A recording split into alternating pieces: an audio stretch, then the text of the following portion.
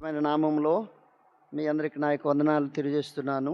దేవుడు మనల్ని ప్రేమించి కనికరించి మంచి సమయము మనకు అనుగ్రహించుకుంటూ వచ్చాడు. మంచి మాటలు ఈ ఉదయకాల సమయంలో మనం ధ్యానం చేయటానికై పరిశుద్ధాత్మ దేవుడు మనకు సహాయం చేసుకుంటూ వచ్చాడు. ఒక వేశ్య, అంతేకాదు ఒక శాపగ్రస్తమైన పట్టణంలో జీవించినట్టు ఆమె, దేవుని ఉగ్రతకు ఫాలైన ఆ యొక్క ఆమె, అంతేకాదు దేవుని మాటలు విన్నది, ఆ మాటలందు విశ్వాసం ఉంచింది, రక్షణ పొందింది, చివరికి యూదా జనాంగములో చేర్చబడ్డది. ఒక అన్యురాలు 7 అనుభవాలు తన యొక్క జీవితంలో ఎలాగూ ముందుకు కొనసాగిందో చూసాం. ఆమె జీవితంలో మరొక్క 7 అనుభవాలు, రాహాబు యొక్క స్త్రీ జీవితంలో మరొక్క 7 అనుభవాలు అదే అధ్యాయంలో చదువుతున్నాను. రండి, యోహోషువ రాసిన గ్రంథం 2వ అధ్యాయము, యోహోషువ రాసిన గ్రంథం 2వ అధ్యాయము 3వ వచనము. నీ ఇంట చేరిన ఆ మనుషులను వెలుపులకు తీసుకొని రమ్ము.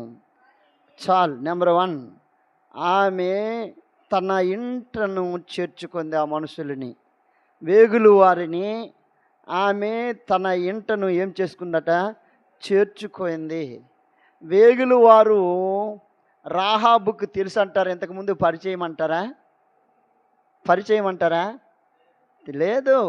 వాళ్ళు ఇశ్రాయేలీలు, వీళ్ళు అన్యులు, శాపగ్రస్తమైన జనాంగంలో జీవించినట్టు వ్యక్తి.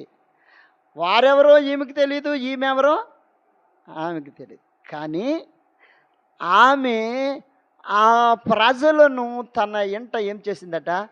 చేర్చుకోయింది. దేవుని యొక్క మాటలు చదువుతున్నాను. అపోస్తుల కార్యములు దేవుని యొక్క మాటలు చదువుతున్నాను. పౌలు దేవుని మాటలు చెప్తున్నప్పుడు 16వ అధ్యాయము 15వ మాట చదువుతా ఉన్నానా? 16వ అధ్యాయం 15వ మాట, 16, 10.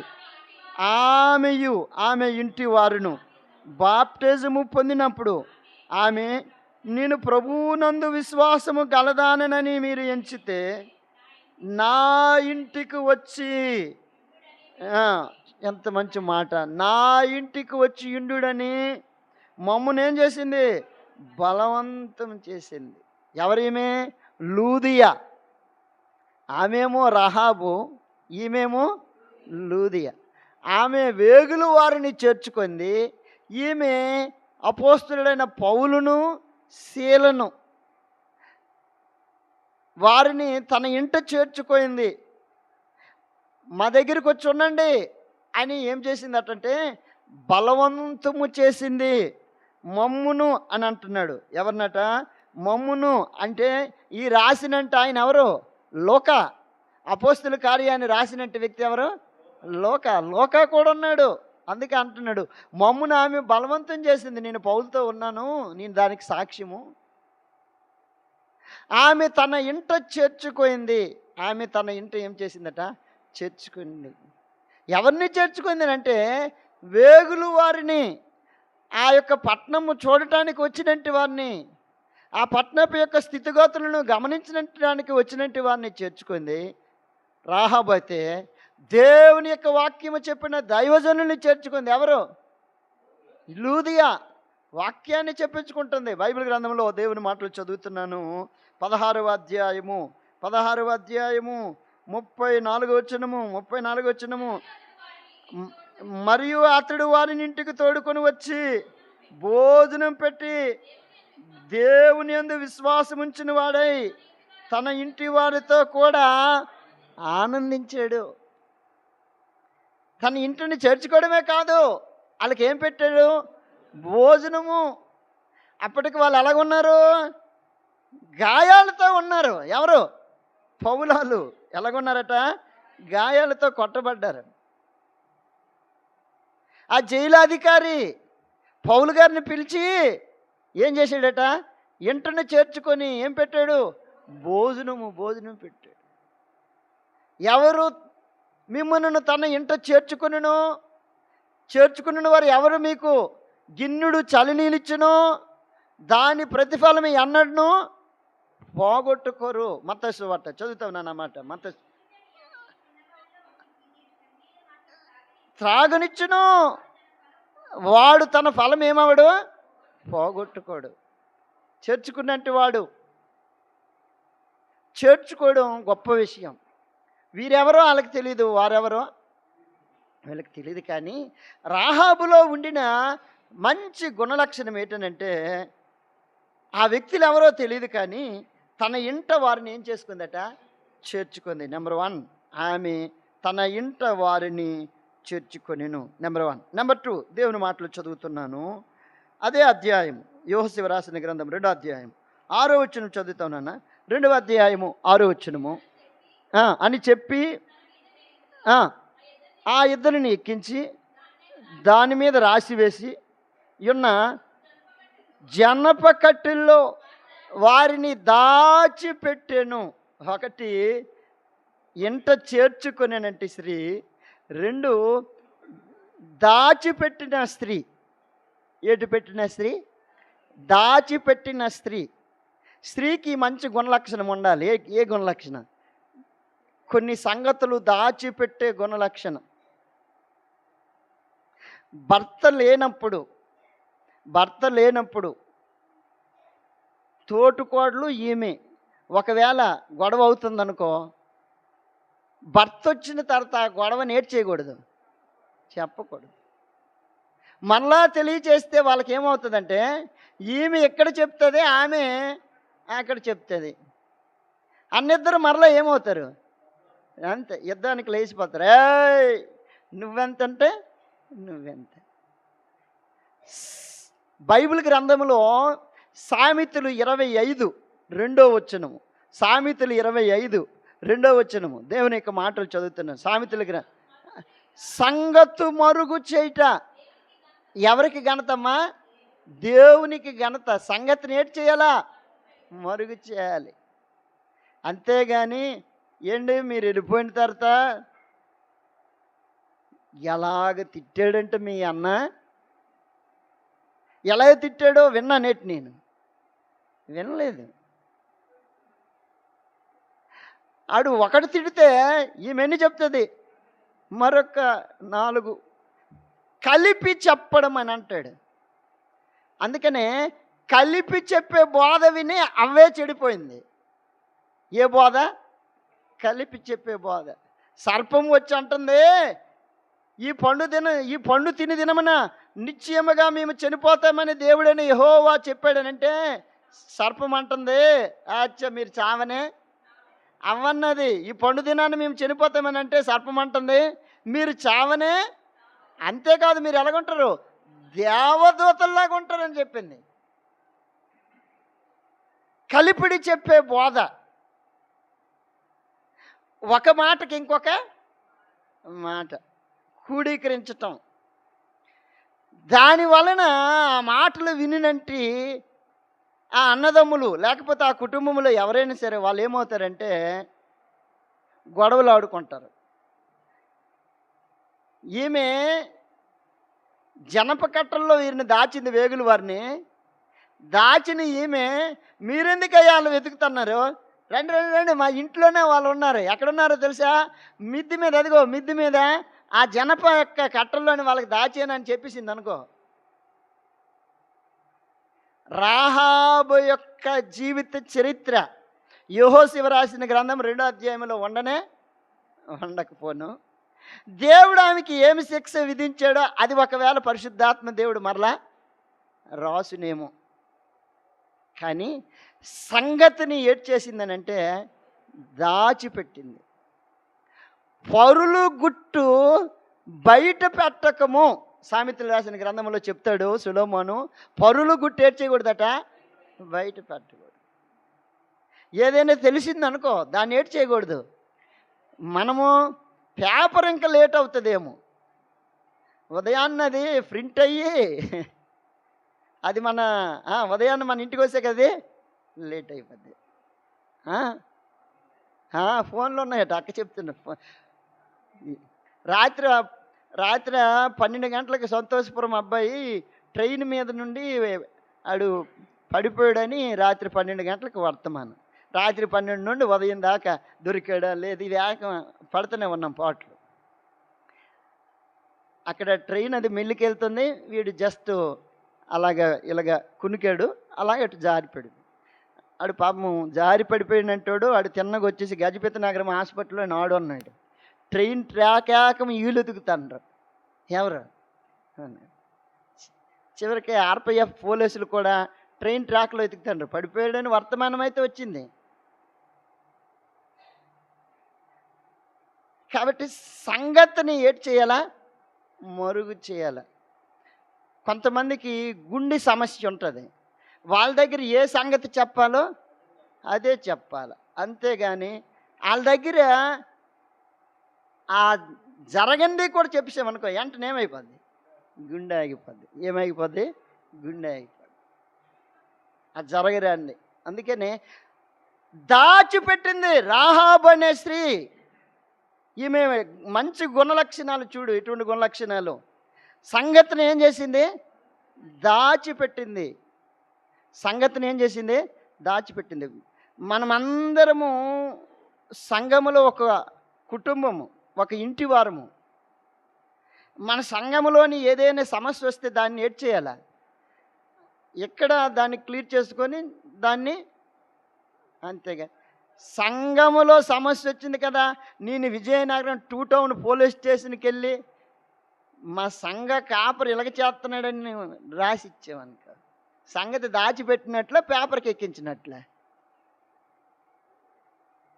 నాతో ఆగిపోదు కదా, నేను పాస్టర్ గారిని కాబట్టి నా పేరు ఎక్కించేస్తా, నాతో ఆగిపోద్దేటి. నేనేటి చేస్తాను, అందరికీ ఎక్కిస్తాను.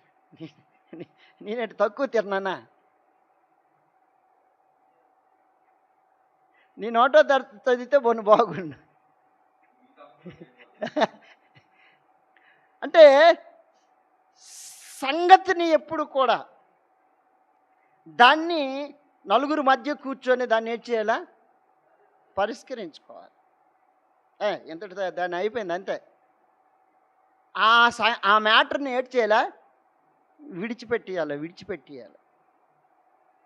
దాన్ని విడిచిపెట్టకపోతే దాని వలన సామెతలు మాట్లాడకమున్నాయి. ఏంటనంటే, కొండిగాడు ఇంటింట తిరుగుచు పరులు గుట్టు బయట పెట్టును. పరులు గుట్టు ఏటి చేస్తాడట, ఈడుగుట్టు కాదు, ఎవరి గుట్టు, పరులు గుట్టు.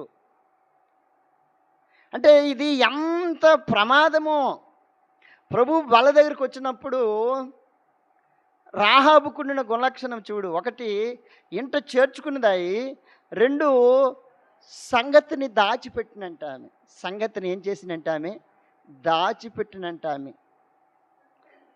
దాచిపెట్టకపోతే వచ్చే ప్రమాదం ఏంటంటే, దానివల్ల ఆత్మీయ జీవితానికి ఎంతో నష్టం. ప్రేమ కలిగినటోడు దోషములన్నిటినీ ఏం చేస్తాడు, కప్పును అని అంటే విప్పునా కప్పును. ప్రేమ లేనంటోడు దోషములన్నిటిని ఏం చేస్తాడు, అర్థమవుతుందా? ఒక్కొక్కటి పూస ఇప్పినట్లు ఒక్కొక్కటి. దానివల్ల ఆత్మీయ జీవితానికి ఏం కలుగుతుంది, నష్టం కలుగుతుంది. నీవు నష్టం తెచ్చుకుంటావు, సంఘానికి నష్టం తెస్తావు, చివరికి దేవుని నామానికి అవమానం. దేవుని నామానికి ఏమొస్తుంది, అవమానం వస్తుంది. అందుకనే బైబిల్లో ఏమని రాయబడిందంటే, ఇతరులకు బోధించిన నీకు నీవే బోధించుకోవా. పరిశుద్ధాత్మ దేవుడు అడిగిన క్వశ్చన్. ఎవరు బోధించుకోవాలా, నాకు నేను మొట్టమొదటి ఏటి చేసుకోవాలా, బోధించుకోవాలి. నేను సవరించుకోవాలా, నేను కరెక్ట్ చేయబడాలా, నేను పరిశుద్ధంగా ఉండాలా, నేను నీతిగా ఉండాలా, నేను యథార్థంగా ఉండాలి. అందుకు దేవుని యొక్క మాటలు, సంఘము అనగా సేవకుడు అనగా ఎంతోమంది వచ్చి ఎన్నో విషయాలు ఏటి చేస్తారు, చెప్తారు. సేవకుడు చెప్పరంటారు అన్ని విషయాలు. అయ్యా దేవుడికి నువ్వు ప్రతినిధివయ్యా, మా కొరకు ప్రార్థన చేయు, మా సమస్య ఇదని. ఆ సమస్య తీసుకొని వెళ్ళి మళ్ళీ ఒక ఇంటికి వెళ్ళి, అమ్మ అల్లాలు ఇలా చెప్పారమ్మా, వాళ్ళ సమస్య ఇదాటమ్మా అని ఆ ఇంట్లోని తిప్పుతామా? అది ఇప్పితే నువ్వు సేవకుడవా చెప్పు? పరులు గుట్టు బయట పెట్టినంటాడు. సేవ చేయడానికి వచ్చినట్టు 10 మంది 10 మాటలు చెప్తారు, అవన్నీ వినడమే నా వంతు. విని నేను ఏం చేస్తాను? దేవుని దగ్గర ప్రార్థన చేస్తాను, అంతే. దేవుడు కార్యము చేస్తాడు, దేవుడు అద్భుతం చేస్తాడు. ప్రార్థన చేస్తే దేవుడు ఏం చేస్తాడు? అద్భుతం చేస్తాడు. కానీ తెలిసిన విషయాలేక కూడా ఇతరులకు ఏం చేయకూడదు, చెప్పకూడదు. ఫాదర్ దగ్గరికి వచ్చి ఒక ఆయన చెప్పాడట, ఫాదర్ గారు నేనున్న ఒక పాప తోటపల్లి డ్యామ్ దగ్గరికి వెళ్ళామండి అన్నాడట. చెవు దగ్గర చెప్తే ఆయన అన్నాడట, అయితే క్షమించాను వెళ్ళిపోరా అన్నాడట. రెండో వాడు వచ్చి ఫాదర్ దగ్గర చెవు దగ్గర ఏం చెప్తున్నాడంటే, ఫాదర్ గారు నాకన్నా ముందు వచ్చిన డేవిడ్ అన్న ఏడు చెప్పాడు, అది నాకు చెప్పు అంతన్నట. అప్పుడు ఫాదర్ గారు వీడికేమనాలి? అరే నువ్వేటి చేసావు చెప్పురా, నేను క్షమించానని చెప్తే నన్ను అనాలి కదా. అప్పుడు ఈయన అన్నాడు ఫాదర్ గారు, ఏం లేదురా, డేవిడ్ అన్న తోటపల్లి డ్యామ్ దగ్గరికి ఒక పాపను తీసుకొని వెళ్ళాడట. వీడు బయటకు వచ్చేసి ఏటి చెప్తున్నాడనంటే, ఫాదర్ గారికి ఇప్పుడే చెప్పేసి వచ్చాడు, ఎవరు డేవిడ్ అన్నయ్య ఏటి డ్యామ్ దగ్గర వీడు చూసాడా అంటే, చూడరాంది అన్నీ ఏం చేస్తామంటే కలిపి కొట్టేస్తాం. అందుకని సంగతిని మరుగు చేయాలి. కొన్ని మందిరము లోపలే ఉండాలి, మందిరము వెలుపలికి వెళ్ళకూడదు. మందిరము వెలుపలికి వెళ్తే ఎంతో ప్రమాదం. ఎంత ప్రమాదం? కోర్టులని, ఇంక చెప్పు లాయర్లని, జడ్జీలని, వాళ్ళకి వీళ్ళు మూతులు కట్టవలసిందే, అంతే కదా. కొన్ని కోట్లు పోతుంది మన డబ్బు, కొన్ని కోట్లు. ఒకరు ఒక జడ్జిని పట్టుకుంటే ఇంకొక జడ్జి. అందుకని సంగతిని ఏడ్చేలా మరుగు చేసే అనుభవం ఎవరికి ఉంది? రాహాబుకి. ఎన్ని అనుభవం అనేది? 2, 3 దేవుని యొక్క మాటలు చదువుతున్నాను రానాను. వారిని దాచిపెట్టును. 3 8వ వచనం చదువుతావు నాన్న. 8వ వచనం, ఆ వేగులు వారు మిద్ది మీదకి ఎక్కి, చాలు. ఏ అనుభవం నాన్న? మిద్ది మీదకి ఎక్కే అనుభవం. మిద్ది మీదకి ఎచ్చేసిందట, ఎక్కి. రండి నిర్గమాకాండం దేవుని యొక్క మాటలు చదువుతున్నాను. దేవుని యొక్క ప్రజలంగా ఆత్మీయ జీవితంలో ఈ అనుభవాల గుండా మనం వెళ్ళాలనేదే పరిశుద్ధాత్మ యొక్క ఉద్దేశం. నిర్గమాకాండం 34వ అధ్యాయము 2వ వచనము, ఉదయమైనప్పుడు ఉదయమునకు నీవు సిద్ధపడి ఉదయమున సీనాయి కొండ ఎక్కి, చాలు. ఏ కొండ ఎక్కి? సీనాయి కొండ ఎక్కి అనుభవం. కొండ మీద ఏమి జరుగుతుంది? యెహోవా యొక్క ప్రత్యక్షత కనబడుతుంది నీకు.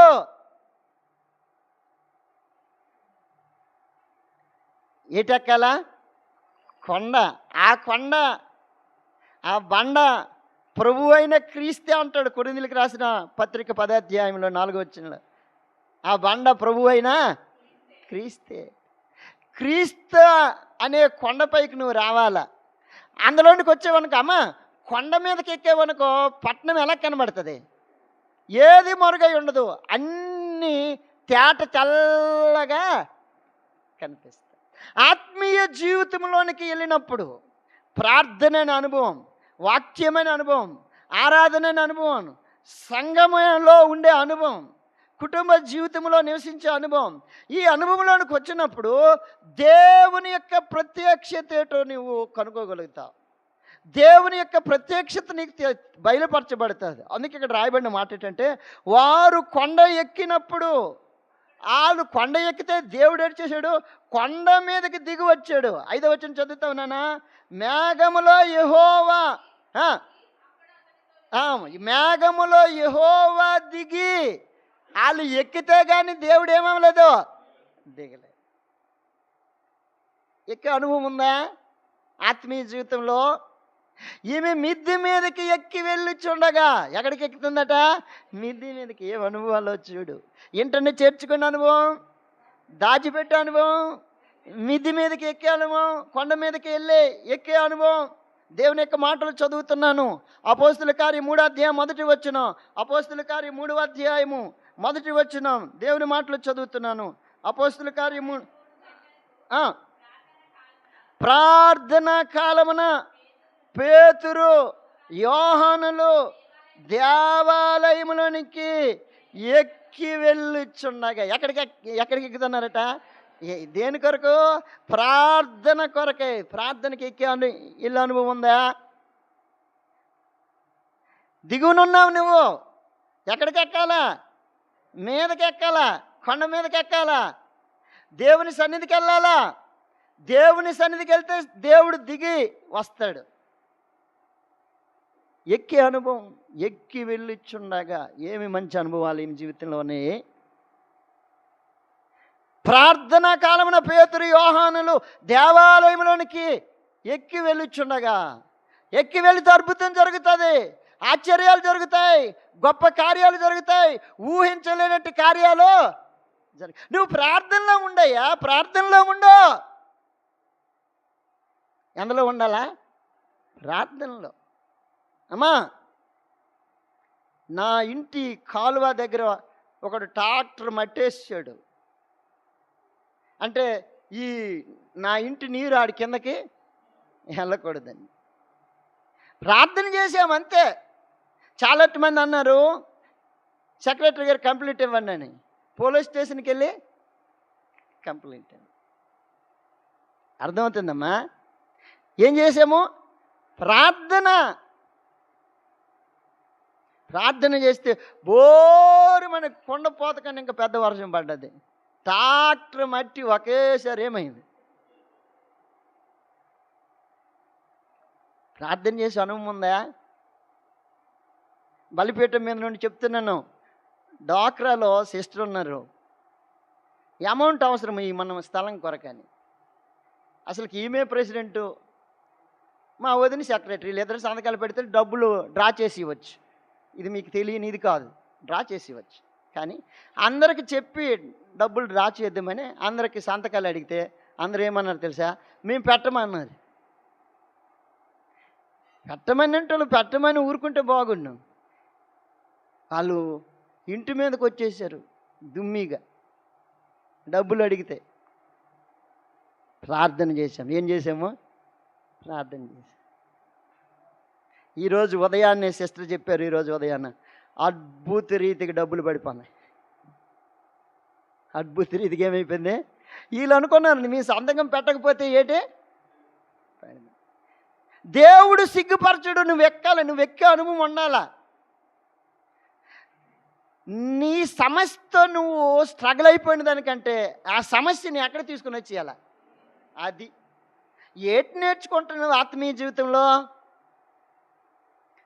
మనం ఏం చేస్తున్నామంటే మన సమస్యని దాన్ని మనము భరించి దాన్ని మనమే సాల్వ్ చేసుకోవాలనుకుంటున్నాం. అది తప్పు. అది తీసుకొని వచ్చి దేవుని చేతికిచ్చే. దేవుడు సమస్యని ఎలాగ సాల్వ్ చేయాలని బాగా తెలుసు.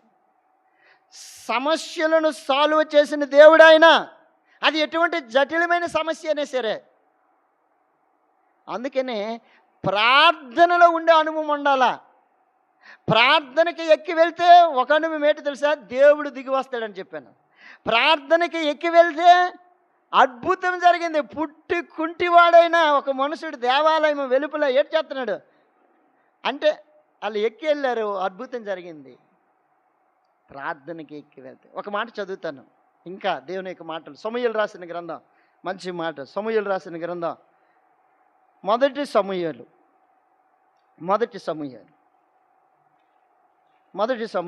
9వ అధ్యాయము 13వ వచనం. మొదటి సమూయేలు 9వ అధ్యాయం 13. మీరు ఊర్లోనికి పోయిన క్షణమందే అతడు భోజనము చేయుటకు ఉన్నతమైన స్థలమునకు వెళ్ళక మునిపే మీరు అతను కనుగొందరు. అతడు రాకమునుపు జనులు భోజనం చేయరు. అతడు బలిని ఆశీర్వదించిన తరువాత పిలువబడిన వారు భోజనము చేదురు. మీరు ఏటవ్వాలి? ఎక్కి పొండి. ఎవరికి చెప్తున్నాడు? సౌలుకి, తన పనివానికి చెప్తున్నాడు. అబ్బాయ్, నీ గార్ధబొమ్మలు దొరకాలనంటే, అవి ఎక్కడున్నాయో తెలియాలనంటే నువ్వేటి చేయాలో తెలుసా? ఎక్కే అనుభవంలోనికి వెళ్ళాలి. ఎందుకు? దైవజనుడు ఉన్నతమైన స్థలములలో ఉన్నాడు. ఎవరైనా? సమూయేలు. సమూయేలు ఎక్కడున్నాడు? ఉన్నతమైన స్థలంలో ఉన్నాడు. ఆయన కలుసుకోవాలంటే నువ్వు ఏమవ్వాలి? ఎక్కే అనుభవం.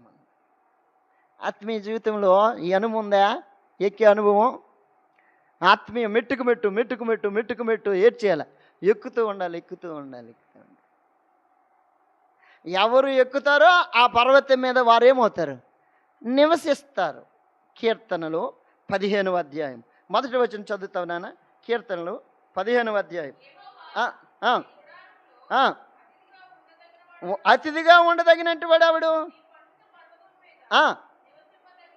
ఎవడు? నీ పరిశుద్ధ పర్వతం మీద నివసింపదగిన వాడు ఎవడు? అటువాడు ఎలాగుండాలా? యథార్థమైన ప్రవర్తన కలిగి, నీతిని అనుసరించి, హృదయపూర్వకంగా అబద్ధాలు చెప్పియాల. హృదయపూర్వకంగా ఏటి చెప్పాలా? నిజం పలకాలి. ఏటి పలకాలా?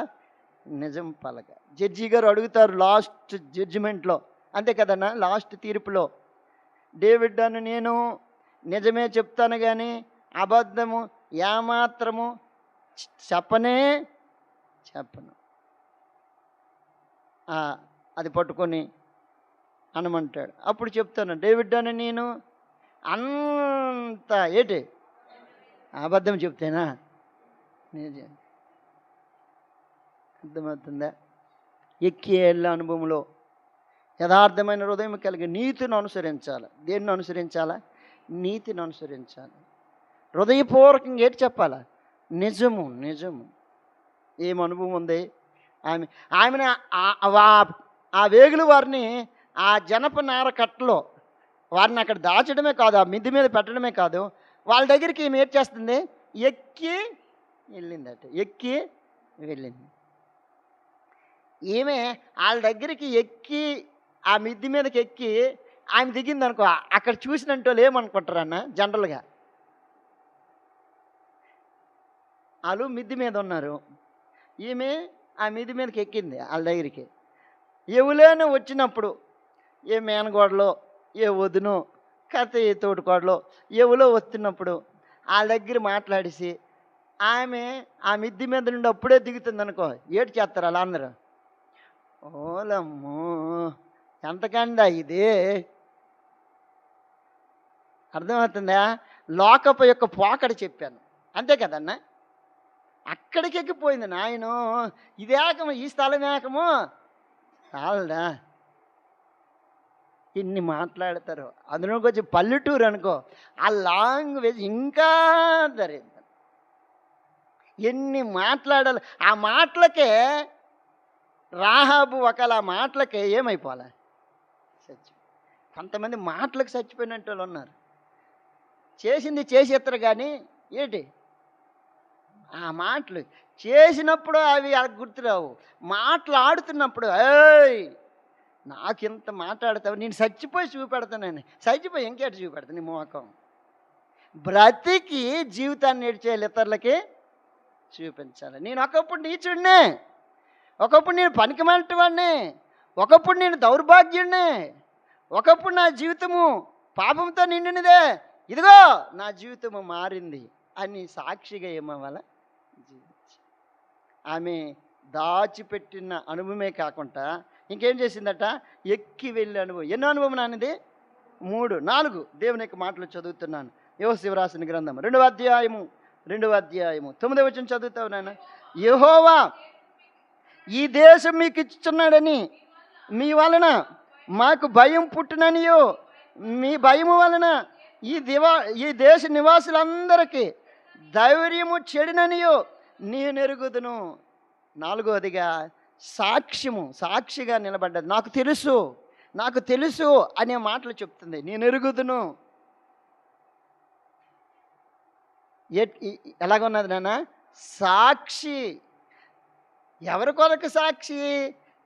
తన ప్రజల కొరకు సాక్ష్యం ఇస్తుంది. ఎవరు? ఇశ్రాయేలు ప్రజల కొరకు సాక్ష్యం ఇస్తుంది. ఆ యొక్క దేశము కొరకు కూడా సాక్ష్యం ఇస్తుంది. మా దేశస్తులందరూ మీ దేవుడి కొరకు ఇన్నప్పుడు వీళ్ళకి అందరికీ అంత ధైర్యం లేదయ్యా. అందరూ ఏమైపోయారు? పిరుకులు అయిపోయారు. ధైర్యం ఏమైపోయింది? చెడిపోయింది. మీరు వచ్చా ఏమి ఏమి సాక్ష్యం ఇచ్చింది? మీరు వచ్చి మా దేశాన్ని మీరు జయించవచ్చు అంటే తన యొక్క ప్రజల కొరకు తాను ఎంత ధైర్యవంతులో వారి కొరకు సాక్ష్యం ఇచ్చింది. దేవుని ప్రజల కొరకు విన్నది, దేవుని యొక్క అద్భుతాలు చూసింది, దాని కొరకు కూడా ఏమైంది? సాక్ష్యం ఇచ్చింది. అందుకే అంటది, నేను ఎరుగుదును. ఒక సంఘాని కొరకు రాస్తూ, ఒక సంఘం కొరకే కాదు 7 సంఘాల కొరకు కూడా అదే మాట రాశాడు. ప్రకటన గ్రంథం 2వ అధ్యాయం 1వ వచనం నుండి చదువుతావునా? ప్రకటన గ్రంథం 2వ అధ్యాయము 1వ వచనము. ఇలాగు రాయము.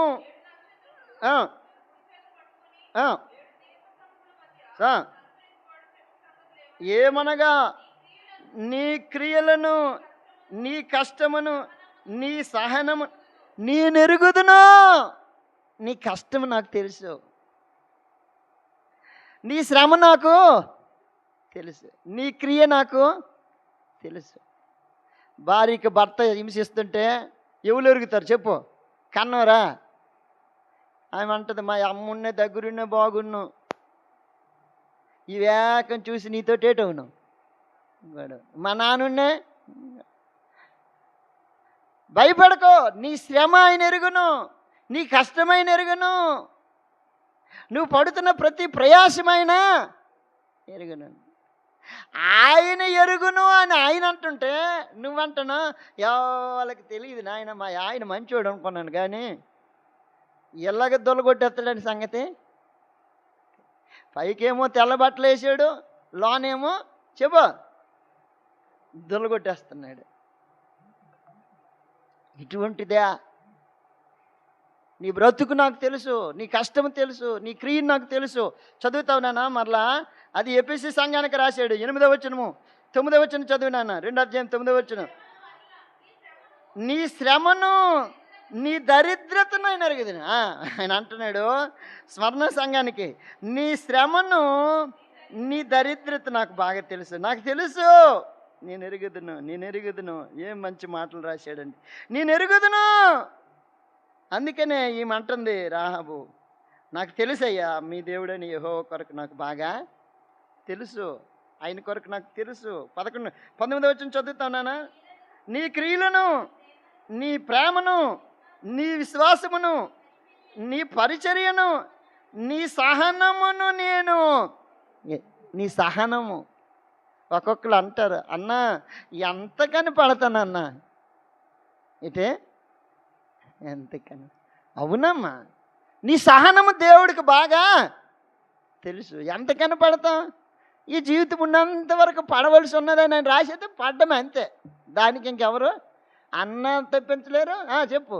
ఇంక మధ్యలో వచ్చిన మంత్రులు కూడా ఆయన ఒక రాత్రి రాశాడు. అందుకని అంటాడు, నీ సహనము నేను ఎరుగుదును. ఎంత సహిస్తున్నానా? సహించాలి కొంత మట్టుగైనా. అంతము వరకు సహించిన వాడు రక్షింపబడును. మత్తయి సువార్త 24వ అధ్యాయము 14వ వచనమేనా 13వ వచనమా? చదువు. మత్తయి సువార్త 24వ అధ్యాయము అంతము వరకు సహించిన వాడు. చదువు. అంతం వరకు సహించిన వాడు ఎవడు? వాడేమవుతాడు? ఏది సహనం? ఏది అమ్మా? యేసుప్రభువు వారు ఎంత సహించాడో తెలుసమ్మా? ఆయన తలపైన ముళ్ళ కిరీటం కొట్టారు. తండ్రి వీళ్ళేం చేస్తున్నారు వీళ్ళకి తెలియదయ్యా. అలాగా ప్రభువుని నమ్ముకునే అలాగ ఎప్పుడైనా అన్నావా? వాళ్ళు ఏం చేస్తున్నారు వాళ్ళకి తెలియదయ్యా. వాళ్ళకి మేలు చేయడం తెలియదు, వాళ్ళకి కీడు చేయడమే తెలుసు. ఆయన చేతుల పైన మేకలు కొట్టారు, అయినా సాయించాడు. ఆయన వీపుడు ఒకటి తక్కువ 40 కొరడా దెబ్బలు కొట్టారు, అయినా సాయించాడు.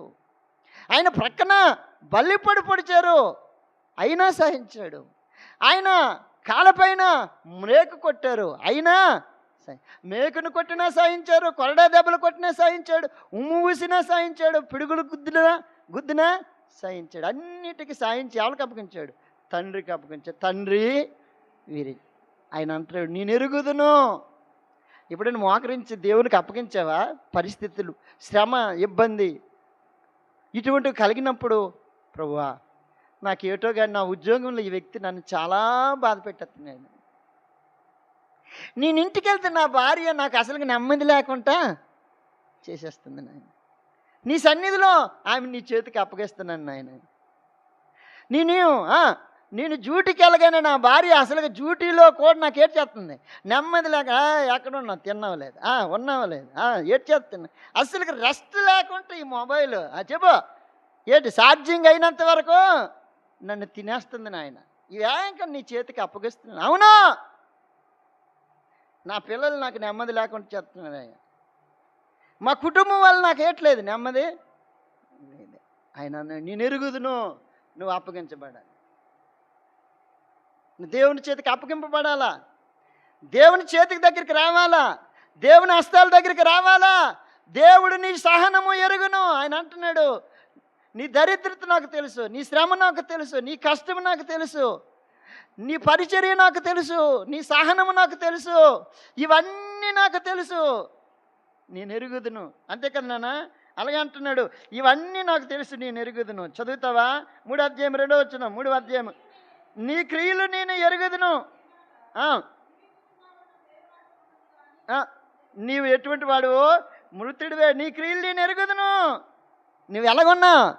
పేరుకు మాత్రమే ఆత్మీయత, పూర్తిగా ఏమైపోయినా చనిపోయావు, ఆత్మీయత లేదు. నువ్వు ఎటువంటి వాడువు? మృతుడువు. ఆత్మీయత ఎక్కడికి వెళ్ళిపోయింది? దాన్ని చంపేశావా? ఆత్మీయంగా పేరుకు మాత్రమే ఏం పేరు? ఆత్మీయమైన పేరు. పూర్తిగా ఏమైపోయావు? నువ్వు చనిపోయావు, నువ్వు మృతుడువు. మృతులను సైతం ఆయన సజీవులంగా చేయగలిగిన దేవుడు మన దేవుడు. ఆయన దగ్గరికి రా, ఆయన సన్నిధికి రా, ఆయన మందిరానికి రా, ఆయన మాట విను. ఆయన మాటలో జీవం ఉంది, ఆదరణ ఉంది, నెమ్మది ఉంది. ఆయన నిన్ను బ్రతికింప చేయగలడు, జీవింప చేయగలడు. దేవుని యొక్క మాటలు చదువుతున్నాను త్వరగా, మనకు టైం అయిపోయింది కాబట్టి. దేవుని యొక్క మాటలు యెహోషువ రాసిన గ్రంథం త్వరగా చదువుతున్నాను. యెహోషువ రాసిన గ్రంథం 2వ అధ్యాయము. యెహోషువ రాసిన గ్రంథం 2వ అధ్యాయము. 1 ఆమె ఇంట చేర్చుకున్నామే, 2 దాచిపెట్టినామే, 3 మిద్ది మీదకి ఎక్కినామే, 4 సాక్షిగా ఉండినట్టామె. 5 దేవుని యొక్క మాటలు చదువుతున్నాను. 12వ వచనము. నేను మీకు ఉపకారము చేసి తిని. నేను మీకేం చేశాను? ఉపకారం చేశాను. ఏం చేశాను? మీకు ఉపకారం చేశాను. దావీదు సౌలుకి ఉపకారం చేశాడు. ఏం చేశాడన్నా? ఉపకారం చేశాడు. సౌలు దావీదుని చంపాలని వెతుకుతూ ఉన్నాడు. దావీదు ఎక్కడ దొరికితే అక్కడ ఏం చేయాలనుకుంటున్నాడు? ఉపకారానికి అదే అపకారమా? ఉపకారం చేస్తేనే మీరు నన్ను ఏడ్ చేశారు, అపకారం. అందుకు దావీదు అంటాడు, నేను నీకు ఉపకారం చేసి తిని, అయినను నీవు నాకు ఏడ్ చేసావు, అపకారం చూచితివి. నేను ఎటువంటి వాడినయ్యా? చిన్న ఎటువంటి వాడును? ఎటువంటి వాడు? నల్లు లాంటి వాడును. నన్ను నువ్వు తరుముతున్నావా? నాలో ఏ మంచితనము? ఒకవేళ లోపం ఉంటే నన్ను కూర్చొని పెట్టి అడుగయ్యా. నా ప్రాణము నువ్వు తీయాలని చూస్తున్నావా? నన్ను చంపాలనుకుంటున్నావా అని దావీదు అడుగుతున్నాడు. సౌలు లేట్ చేస్తున్నాడు తెలుసా? దావీదు మాట్లాడితే చాలా లేట్ చేస్తున్నాడు, ఈటీసిరేస్తున్నాడు దబేలమని. అంతే. నువ్వు మాట్లాడడానికి లేదు. ఏటి ఉపకారం? ఉపకారానికి ఏటి చేస్తున్నాడు? అపకారం. దావీదు ఇప్పుడు రాజు అయిపోయాడు.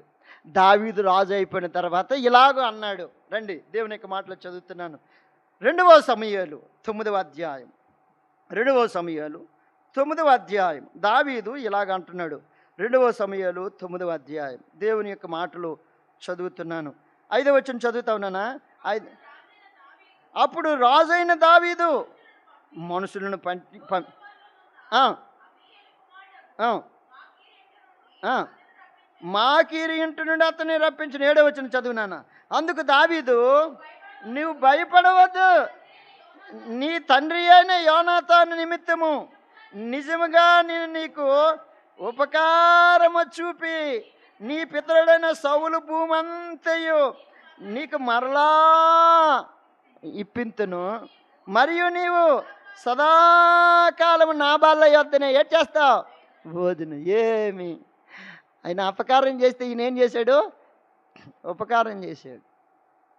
నిజంగా సౌలును బట్టి అయితే మనవాడిని భూమి మీద ఉంచడానికి లేనే లేదు. రాజు అయిపోయిన తర్వాత ఇప్పుడు ఏం చేయాల? పగ తీర్చుకోవాలి. సౌలు కుటుంబంలో ఎవరైనా ఉంటే చెప్పండి రా, వాళ్ళు ఏం చేసిద్దాం? సర్వనాశనము చేసింది. కానీ ఈయన అంటాడు, సౌలు కుటుంబంలో ఇంకెవరైనా మిగిలి ఉన్నాడా?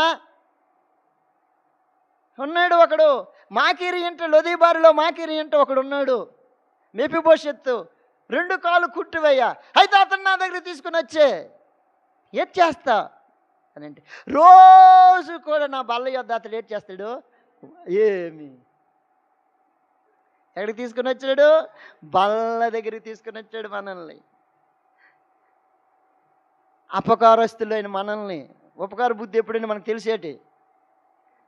అసలుకి ఒకరికి ఉపకారం చేయడమే, చెప్పమ్మా, ఉపకారం చేయడమే మనకి చేత కదా. ఉపకారం చేయడం అంటే చెప్పమ్మా. అమ్మా గ్లాసులు బియ్యం అయిపోయినాయి తల్లి, కొంచెం బియ్యం ఇవ్వను. అన్న నీకు తెలియంది ఏముంది అని ఉదయాన్నే చెప్తాను నీ మాటలు. తెలియంది ఏముందన్న, మాకు అంతే.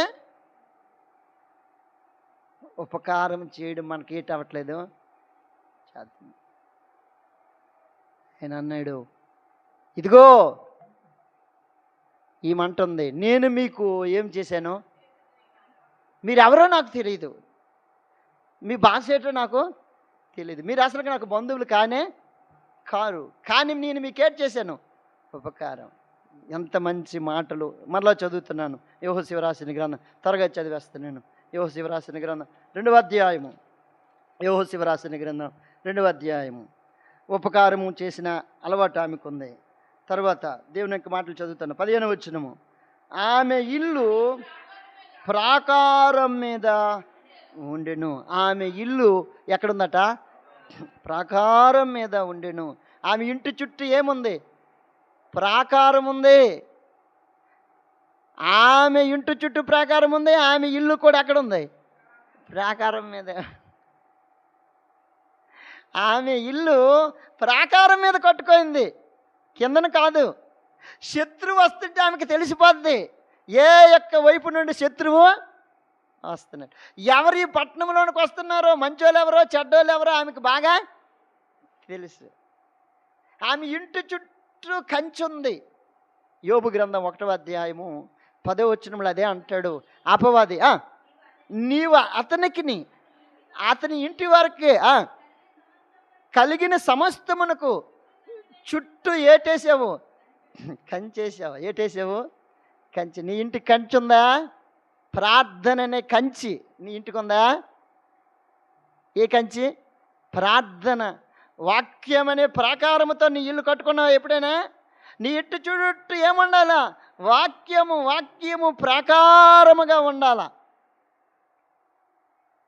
ఎంత మంచి మాటలు. అక్కడ ఆపేస్తున్నాను, ఇంకొక మాట చదివేస్తున్నాను. రండి, యెహోషువ రాసిన గ్రంథం 2వ అధ్యాయము. యెహోషువ రాసిన గ్రంథం 2వ అధ్యాయము 16వ వచనము. ఆమె మిమ్మును తరమబోయేవారు మీకు ఎదురుగా వచ్చిదిరేమో, మీరు కొండకు వెళ్ళి తరమబోయే వారిని తిరిగి వచ్చే వరకు 3 దినములు అచ్చట ఉండి దాగియుండి తరువాత మీ త్రోవన వెళ్ళుడని ఏ మాట చెప్పిందండి? మీ త్రోవ. వేరే త్రోవకి వెళ్ళకూడదు. గుర్తు చేసింది. త్రోవ గుర్తు చేసిన స్త్రీ ఏటి గుర్తు చేసింది? త్రోవను గుర్తు చేసింది. త్రోవను ఎందుకు గుర్తు చేయాలి? త్రోవ తప్పిపోయి వెళ్ళిపోయారు. మత్తయి సువార్త 2వ అధ్యాయము. వాళ్ళు ఆ త్రోవలో లేరు. అంతవరకు నడిపిస్తుంది ఎవరు? నక్షత్రము. వారు ఆ ఇంటిలోనికి ఆ దగ్గరికి వచ్చినప్పుడు 2వ అధ్యాయం 1వ వచనము. ఆ దగ్గరికి వచ్చినప్పుడు వారు త్రోవ తప్పిపోయి ఎక్కడికి వెళ్ళిపోయారట? రాజైన హేరోదు దగ్గరికి వెళ్ళిపోయారు. చదువునానా? ఆ, ఆ, ఆ. వచ్చి ఆ, ఆ, ఆయన నక్షత్రమును చూచి ఆయన పూజింప వచ్చితమని చెప్పారు. చెప్తే వాళ్ళు ఏమైపోయారట, త్రోవ తప్పారు. త్రోవ తప్పి ఎక్కడికి వెళ్ళిపోయారు, ఏరోదు రాజు దగ్గరికి వెళ్ళిపోయారు. ఇప్పుడు ఆ, బోధింపబడినట్టు వారై వారు మరి యొక్క మార్గమున చాలు. ఏ మార్గాన్ని వచ్చారో ఆ మార్గం, ఆ త్రోవ తప్పారు. నీ మార్గం ఏంటో నువ్వు గుర్తెరగాల. నువ్వు ఎక్కడి నుండి వచ్చావో, ఏ దేవుడైతే నిన్ను పుట్టించాడో, ఏ దేవుడైతే నిన్ను ఈ భూమి మీదలోనికి నిన్ను పంపించాడో, ఆ దేవుని యొక్క మార్గం అనేది నువ్వేమవ్వాలా, గుర్తెరగాల. త్రోవను మర్చిపోతే ఎలాగా? ఇర్మియా అంటాడు, పురాతన మార్గములను గుర్చి విచారించండి, ఆలోచించండి. ఆ మాట చదువుతారా? ఇర్మియా గ్రంథంలో మంచి మాట చెప్తాడు ఇర్మియా. పురాతన మార్గములను గుర్చి ఏం చేయాలా? విచారించండి, ఆలోచించండి, ఆ మార్గములో నిలుచుండి చూడుడి. ఎంత మంచి మాటలు రాశాడు. పురాతన మార్గమేదో దాన్ని గురించి ఏం చేయాలా? అడిగి తెలుసుకోవాలా. ఆ మార్గాన్ని గురించి ఆలోచన చేయాలా. దేవుని యొక్క మాటలు చక్కగా రాశాడు ఇర్మియా. ఇర్మియా గ్రంథం ఎన్నమాట? ఇర్మియా గ్రంథకర్త ఈ మాట రాసుకుంటూ వచ్చాడు. పురాతన మార్గములను గురించి దాన్ని ఏం చేయాలట? ఆలోచించి విచారించి తెలుసుకోండి. 31:15-16 మాట చదువు. 31:15-16. రామాలో అంగలార్పు, ఏడ్చుచున్నది.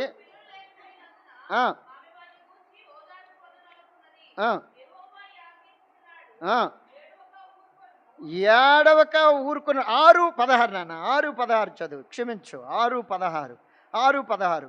యెహోవా ఇలాగు సెలవిచ్చుచున్నాడు, మార్గములో నిలుచుండి చూడుడి, అది పురాతన మార్గములను గుర్చి విచారించడి, మేలు కలుగు మార్గమేదో అడిగి అది. ఆ మార్గాన్ని తెలియజేసింది ఎవరికి? వేగులు వారికి. ఎవరు? రాహాబు. ఏ అబ్బాయ్, మీ మార్గం మీరు తప్పిపోకండి, మీ త్రోవ మీరు తప్పిపోకండి. అన్యులు చెప్తుంటారు ఒక్కొక్కసారి, ఆదివారం కదా సార్ మీరు ఆరాధనకి వెళ్ళాలి కదా, ఎక్కడైతే ఉంటాను సార్. చూడు, వాళ్ళు చెప్తుంటారు మన మార్గం గురించి. వాళ్ళు మనకి ఏం చేస్తుంటారు తెలియదు. ఏంటి శుక్రవారం కదండి, రాత్రికి మీకు ప్రార్థన ఉంటుంది కదా, ఇంటి దగ్గర ఉండిపోయారేంటి, ప్రార్థనకి వెళ్ళలేదండి.